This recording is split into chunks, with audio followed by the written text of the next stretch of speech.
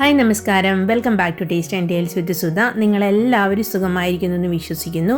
അതെ, ഞാൻ ഇന്നിവിടെ വന്നിരിക്കുന്നത് വളരെ ടേസ്റ്റി ആയിട്ടുള്ളതും എന്നാൽ വളരെ എളുപ്പത്തിൽ നമുക്ക് ചെയ്തെടുക്കാൻ പറ്റുന്ന, സിമ്പിളായിട്ട് ചെയ്തെടുക്കാൻ പറ്റുന്ന ഒരു ഉരുളക്കിഴങ്ങ് കൊണ്ടിട്ടുള്ള മെഴുക്കുരുട്ടി ആയിട്ടാണ് കേട്ടോ. അപ്പോൾ ഈ ഉരുളക്കിഴങ്ങ് മെഴുക്കുരുട്ടി ഈ രീതിയിൽ ചെയ്തെടുക്കുകയാണെങ്കിൽ നമുക്ക് ചോറുണ്ണാനായിട്ട് വേറെ കറിയൊന്നും വേണ്ട. അതുപോലെ തന്നെ നമ്മുടെ വീട്ടിലുള്ള ഇറച്ചി മീൻകറിയൊക്കെ അങ്ങ് മാറി നിൽക്കും കേട്ടോ. അത്ര നല്ല ടേസ്റ്റാണ്.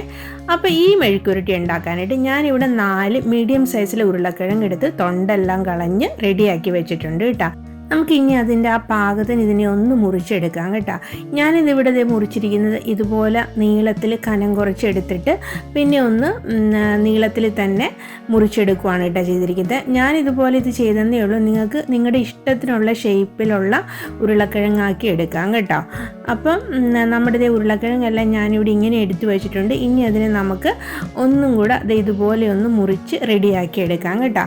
അപ്പോൾ നമ്മുടെ 4 ഉരുളക്കിഴങ്ങ് ഞാനിവിടെ മുറിച്ചെടുത്ത് റെഡിയാക്കി വെച്ചിട്ടുണ്ട് കേട്ടോ. അപ്പോൾ ഇനി നമുക്കിതിൻ്റെ കൂട്ടത്തിൽ ഞാനിവിടെ ഒരു ചെറിയ സവാള ആയതുകൊണ്ട് 2 സവാള എടുത്തിട്ടുണ്ട്. വലിയ സവാളയാണെങ്കിൽ ഒറ്റയൊന്നും മതിയേ. അപ്പോൾ ഞാനിതിനിവിടെ അരിഞ്ഞ് റെഡിയാക്കി വെച്ചിട്ടുണ്ട്. കൂടെ ഒരു എരിവ് കുറഞ്ഞൊരു 4 പച്ചമുളകും കൂടി എടുത്ത് വെച്ചിട്ടുണ്ട് കേട്ടോ. എരിവുള്ള പച്ചമുളകാണെങ്കിൽ ഒരു 2 പച്ചമുളക് എടുത്താൽ മതി കേട്ടോ.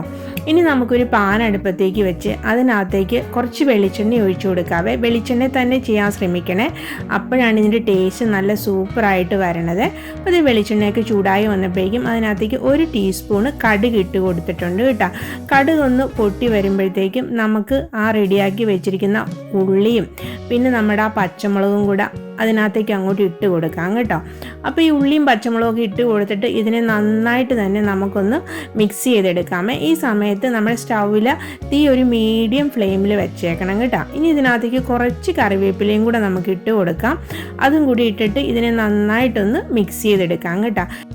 പിന്നെ നമ്മുടെ ഈ ഉരുളക്കിഴങ്ങ് കൊണ്ടുള്ള ആ ഒരു മെഴുക്കുരുട്ടി നമ്മൾ ഇഞ്ചിയോ വെളുത്തുള്ളി അങ്ങനെ സാധനങ്ങളോ ഒന്നും ചേർക്കുന്നില്ല കേട്ടോ. അതുപോലെ തന്നെ നമ്മുടെ ഈ സവാള ഉള്ളി അത്ര കാര്യമായിട്ട് ഒരുപാട് നേരം വഴന്നൊന്നും വരണ്ട.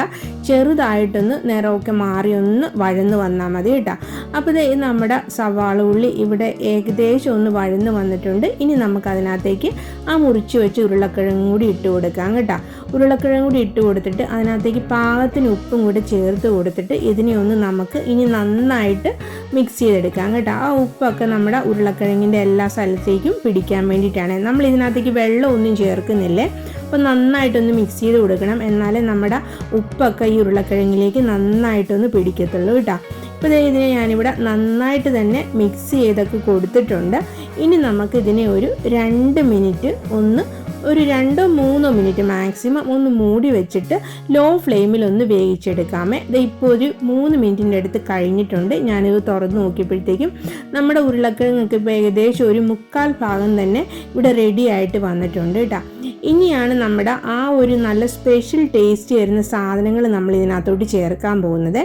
അപ്പോൾ ഇത് നമ്മുടെ ഈ എടുത്ത് ഒരു സാധനം എന്ന് പറഞ്ഞാൽ ഞാൻ പെരിഞ്ചീരകവും നമ്മുടെ കുരുമുളകും കൂടെ പൊടിച്ചല്ല ക്രഷ് ചെയ്ത് ഇവിടെ വെച്ചേക്കുവാണ്. ചെറുതായിട്ടൊന്ന് പൊട്ടിച്ചെടുത്ത് വെച്ചേക്കുന്നതാണ്. അതിനകത്തുനിന്ന് 1 ടീസ്പൂൺ അങ്ങോട്ട് ഇട്ട് കൊടുത്തിട്ടുണ്ട് കേട്ടോ. പിന്നെ ഒരു ക്രഷ്ഡ് ചില്ലി 1 ടീസ്പൂൺ അതും ഇട്ട് കൊടുത്ത് പിന്നെ ഇനി നമുക്ക് വേണ്ടത് മഞ്ഞൾപ്പൊടിയാണ് കേട്ടോ. ആ മഞ്ഞൾപ്പൊടി ഒരു 1/4 ടീസ്പൂൺ മഞ്ഞൾപ്പൊടിയിൽ താഴെ മാത്രം ഇട്ട് കൊടുത്താൽ മതി കേട്ടോ.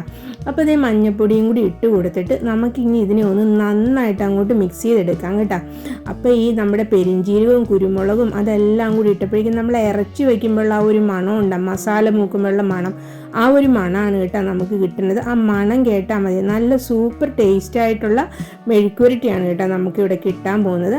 അപ്പോൾ ഇനി ഇതിനെ നന്നായിട്ട് മിക്സ് ചെയ്ത് കൊടുത്തിട്ട് ഇനി നമ്മൾ ഇതിനെ ആ ഒരു ലോ ഫ്ലെയിമിലേക്ക് വെച്ചിട്ട് നമ്മൾ ഇനി ഇതിനെ അടച്ചൊന്നും വെക്കേണ്ട കാര്യമില്ല കേട്ടോ. നമുക്കിതിനെ തുറന്ന് തന്നെ വയ്ക്കാം.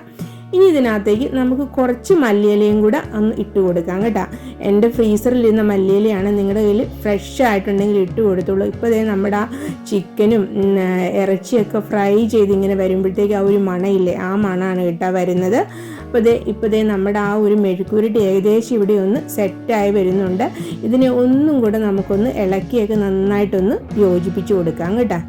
നോക്കിയാൽ നമ്മുടെ ഉരുളക്കിഴങ്ങൊന്നും പൊട്ടിയും ഒന്നും വെന്തവിഞ്ഞൊന്നും പോയിട്ടില്ല. നല്ല സൂപ്പർ ടേസ്റ്റി ആയിട്ടുള്ള നമ്മുടെ ഇറച്ചിക്കറിയും അതുപോലെ നമ്മുടെ ചിക്കൻ ഫ്രൈയും എല്ലാം മാറി നിൽക്കുന്ന രീതിയിലുള്ള ആ ഒരു ഉരുളക്കിഴങ്ങ് മെഴുക്കുവരട്ടി. ടേസ്റ്റിയുമാണ്, എന്നാൽ വളരെ സിമ്പിളുമായിട്ടുള്ള ആ ഉരുളക്കിഴങ്ങ് മെഴുക്കുവരട്ടി ഇവിടെ റെഡി ആയിട്ടുണ്ട് കേട്ടോ. അപ്പോൾ നമുക്കിനി ഇതിനെ ഒന്ന് ഒരു സർവിങ് ഡിഷിലേക്ക് ഒന്ന് മാറ്റി കൊടുക്കാവേ.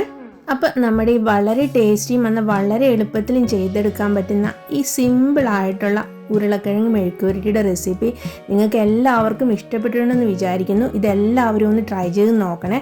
നമ്മുടെ സ്കൂളിൽ പോകുന്ന പിള്ളേർക്കൊക്കെ ചോറ്റുപാത്രത്തിൽ കൊടുത്തുവിടാൻ നല്ലൊരു സൂപ്പർ റെസിപ്പിയാണ് കേട്ടോ ഇത്. പിന്നെ നമ്മുടെ വീഡിയോ ഇഷ്ടപ്പെട്ടാൽ ഇതൊന്ന് ലൈക്ക് ചെയ്യാനും സബ്സ്ക്രൈബ് ചെയ്യാതെയാണ് കാണണമെങ്കിൽ ഒന്ന് സബ്സ്ക്രൈബ് ചെയ്ത് സപ്പോർട്ട് ചെയ്യാനും മറക്കരുത് കേട്ടോ. ഞാനിതിവിടെ ചോറിൻ്റെ കൂടെ ഒന്ന് ട്രൈ ചെയ്തായിരുന്നേ, സൂപ്പർ ടേസ്റ്റാണ് കേട്ടോ. അപ്പോൾ പുതിയൊരു വീഡിയോ ആയിട്ട് വരുന്നവരെ എല്ലാവർക്കും നല്ല ദിവസം ആശംസിച്ചുകൊണ്ട് താങ്ക് യു ഫോർ വാച്ചിങ്.